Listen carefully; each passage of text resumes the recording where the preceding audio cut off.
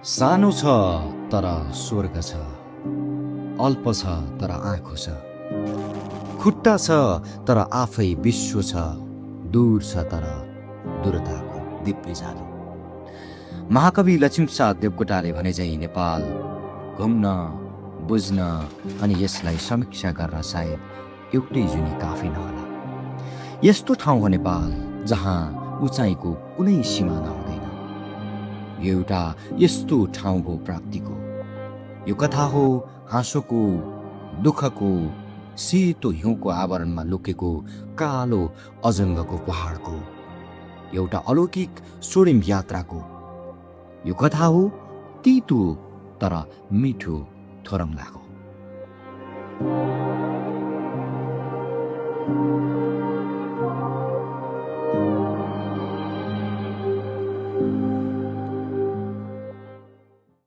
यो देखिरहनु भएको ठाउँ छ नि, सगरमाथा कवाज मैदानभन्दा अगाडि रहेको प्रशिक्षार्थी ब्यारेक।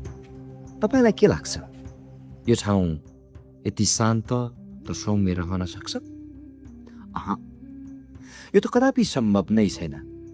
यहाँ त कहिले सिधा नजर विश्राम, त कहिले ठाडा गुरुबाको म भन्दैछु विचार गर तालिमे, त कहिले माझी गुरुबाको ग्लोसी र मेट ब्ल्याक जुत्ता बीचको फरकपना, त कहिले अन्तिम समयसम्म रोकेर थम्नै गाह्रो भए पश्चात बत्तासिएर बुर्कुसी मारी रेस्टरुमतिर हानिँदै गरेको प्रशिक्षार्थी, त कहिले के कहिले के।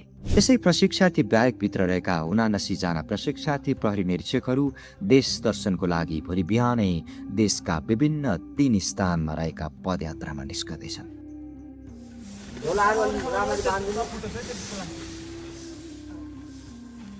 यही 79 जनाको समूह मध्ये 26 जनाको टिम मिति 2082 चैत 18 गते बिहानै देश दर्शन कार्यक्रम अन्तर्गत थोरङ्लाको लागि तयार हुँदैछ। आवश्यक तयारी, सामानको व्यवस्थापन र ब्रिफिङ पश्चात टोली आफ्नो गन्तव्य स्थलतर्फ प्रस्थान गर्दैछ।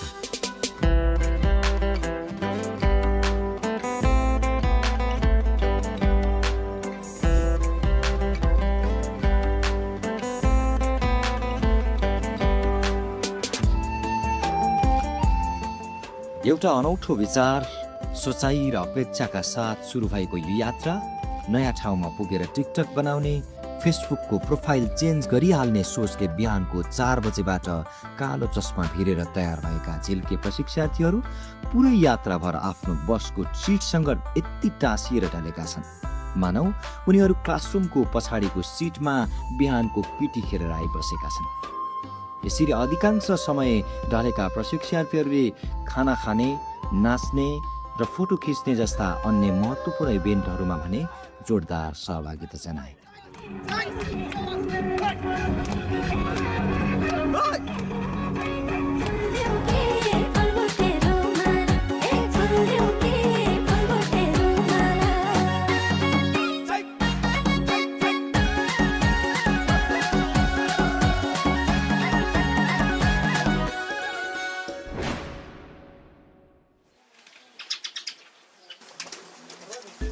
बिहानै लागेको पारिलो घाम अनि खुलेको मौसमले साँच्चै चामेले हामीलाई राम्रैसँग स्वागत गरेको हो कि भन्ने भान हुन्थ्यो।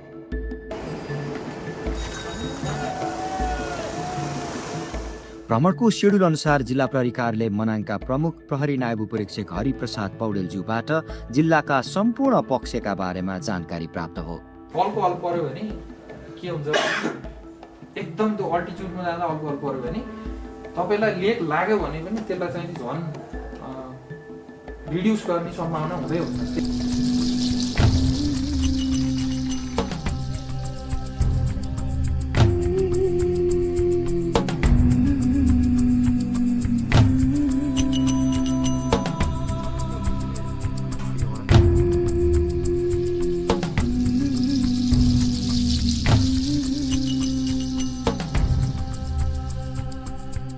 दिनभरिको यात्राले लखतरान भएको शरीर, शक्तिहीन भएका खुट्टाहरू, भोक र प्यासले प्याक प्याक परेको ओठ, मुख अनि दिनभरि हेरेर पनि नगाएका अतृप्त आँखाहरू। मानौ प्रशिक्षार्थीहरू अब डेक चल्न सक्दैनन्, तर थाहा छ हाम्रो अगाडि जे पनि हुन्छ राम्रैका लागि हुन्छ।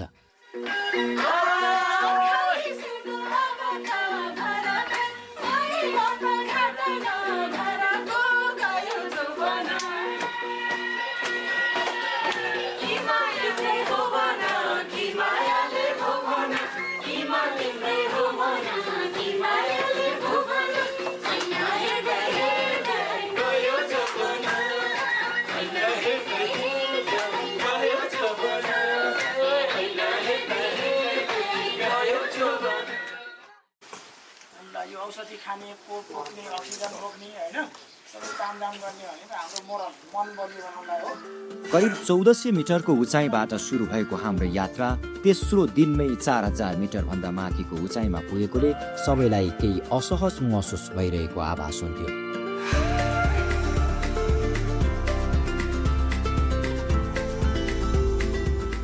हेर्दा पल्लैपट्टि जस्तो देखिने डाँडो, हौ जेठा भनेर बोलाउँदा हन के पनि भनेर साउती मार्ने जस्तो ठाउँ, तर हेर्दै गर्दा भने जेठाको मासी गनेर 3-4 पटक विश्रामपछि मात्रै मरेर पुगिने ठाउँ।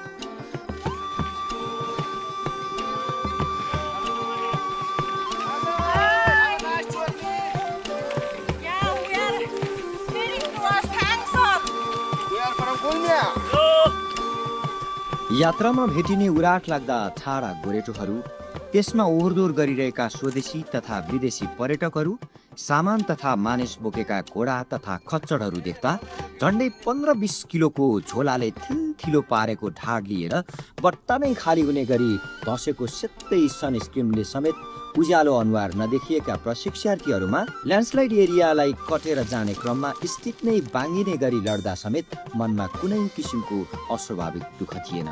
बरु थियो समीपमा अदम्य सास लिएर ठडिएको सेताम्य हिमाल अनि त्यसको तलबाट अनवरत बगिरहेको मर्स्याङ्दी नदीले सुसाउँदै सुनाएको मिठो गीत, जसले मुर्झाइसकेको हाम्रो हिमाल र हिउँ टेक्ने सपनालाई जुरुक्कै बिउजाइदिन्थ्यो। देश दर्शन अन्तर्गत एकैचोटि उचाइमा गएर देशलाई हेर्दाखेरि सबै किसिमको कुराहरू, भौगोलिक बनावटदेखि लिएर यहाँको सामाजिक, सांस्कृतिक र राजनीतिक सबै कुराहरूलाई चाहिँ एकनासले हेर्ने नजर र त्यो उचाइमा पुग्नको निम्ति पार गर्नुपर्ने अनेकौं कठिनाइहरू, त्यसका बावजुद पनि टोली अगाडि बढिरहेको छ।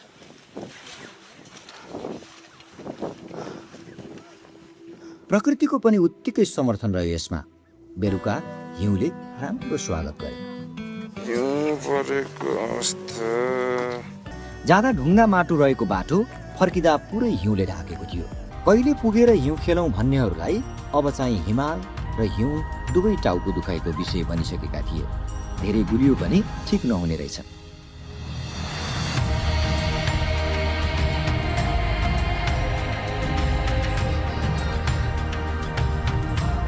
यात्राको मुख्य गन्तव्य स्थलको लागि मनमा कयौं दुविधा लिएर गइराख्दा झोलाको बोझ, अक्सिजनको कमी र उचाइले गर्दा कतिपयले अब मलाई जिन्दगीभर हिउँ देख्न पुग्यो भन्न समेत भ्याए। लगातारको हिमपात, झन्डै 700 मिटरको उचाइ एकै दिन चढेर 4800 भन्दा बढी उचाइमा पुग्नुपर्ने अनि 4-5 दिनदेखि झोला बोकेर हिँडिरहेको ज्यान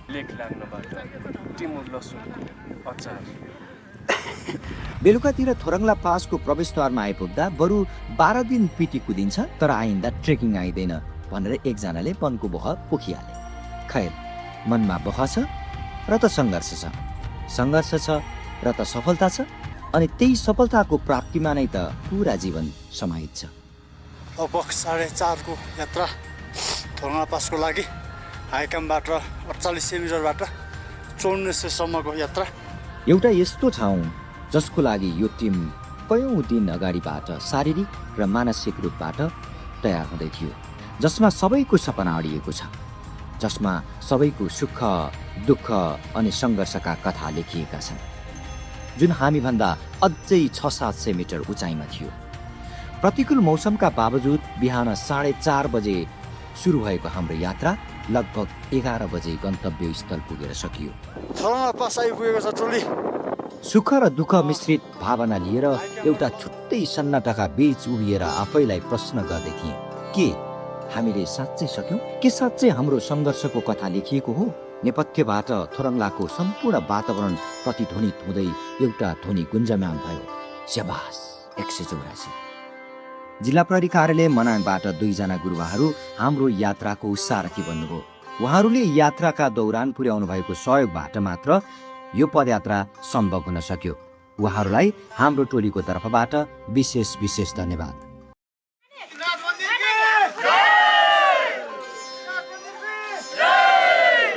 कठिन र चुनौतीपूर्ण यात्राको सफलता पश्चात टोलीले मुक्तिनाथको दर्शन र सरसफाई गरी दिनको सुरुवात गर्यो।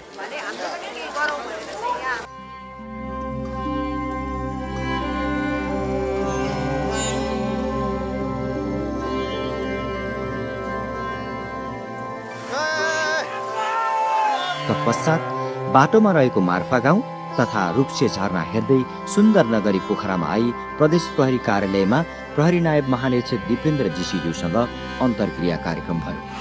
सँगसँग जुट्दै टोलीले प्रोग्राम पास गरेर आयो। त्यसको लागि चाहिँ सम्पूर्ण टोलीलाई हामी बधाई।